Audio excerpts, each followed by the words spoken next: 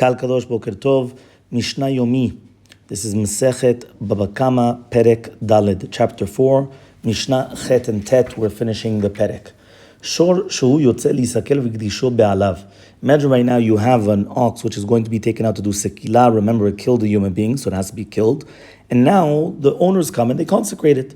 So Enu Mugdash, it's not going to be consecrated. Shechato, if he slaughters it, Besaro Asur, you're still not to benefit from it. Right? Why? Because the second that it's for you to consecrate something, it has to be yours, or for you to benefit, but it's not yours anymore. That's it. Once it's being taken out to be killed, that's it. However, though, says the Mishna, but if right now there was still not a Gmar Din, now it's going to be consecrated. And if you did slaughter it, so the meat is going to be permitted. Remember that even though we just said that if it's going to be before the Gmar Din, before the verdict is handed down, that it still becomes Hekdesh, it's not going to matter much. Because technically, the second that it is going to get afterwards the Gmar Din, it will have to be killed. So the only differences will become is that it's going to be that if somebody benefits from it in between, which means that, let's say he consecrated it and somebody benefited, so now he's chayav mi'ilah, he has obligated that he benefited from coaching, and then afterwards it's going to be taken out to be killed because it killed a human being. Mishna Tet, the last Mishnah, number 9. Misaro leshomer chinam, shoel nose sachar usocher. If you right now are the owner of the animal and you gave the animal to other watchmen. Remember, there were 4 different watchmen. We already learned this in Bava Metzia. We're talking about a shomer chinam, an unpaid guardsman. Shoel, a borrower. Nose sachar is a rent, or nose sachar is a paid watchman, or a socher, or a renter.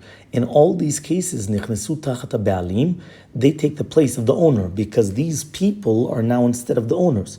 Muad meshalem nezek shalem, v'tam meshalem chetze nezek. So muad has to pay full damages, and a tam is going to pay half damages. Okay, now we're going to go into a 3-way machloket. How is it that you have to watch the animal? Meaning, we know that you have to make sure your animal does not damage.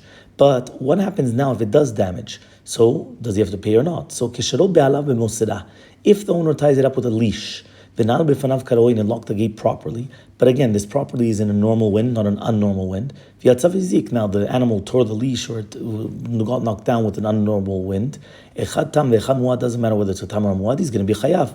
These words are b'mi'id. That means according to b'mi'id, you have to guard the animal in a superior manner in order to be freed from paying damages. And the fact that you didn't do so you're going to be chayav.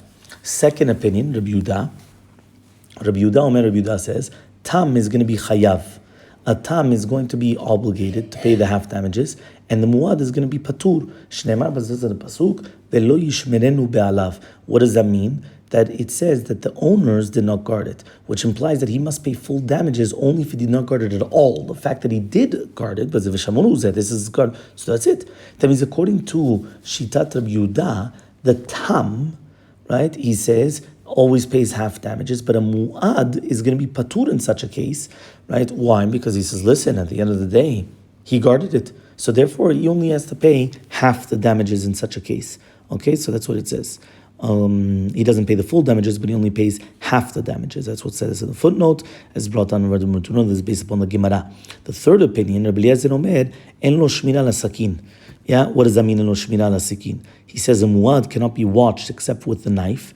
That is the only method of properly guarding the muad is to slaughter it, thereby completely preventing it from ever damaging again.